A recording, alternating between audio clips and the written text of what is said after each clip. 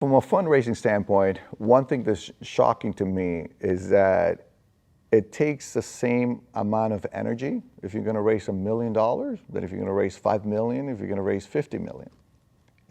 Typically, for me, that process takes, between 9 to 12 months. That's been the past. We've been lucky enough that we didn't have a business that required a ton of capital for us to stay alive. So our first round of funding, I think it was $1,250,000. So we broke that down into a couple of tranches. And for me to close that first round, I think it was 9 months. Then a few years later, I ended up closing another 3 million, and it was just as hard.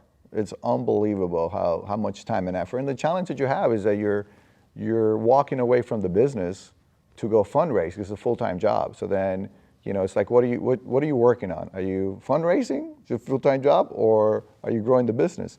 And you can't do that, simultaneously. You got to do one or the other. So these are things that are complicated, and you have to make sure that when you think about a fundraise, you have to plan that you're not going to be able to be working on the business at the same time that you're fundraising. So it was more than a full-time job for me to fundraise, and then whenever I was in fundraising, I was doing a poor job on running the business. So those are things that you have to find a way to balance.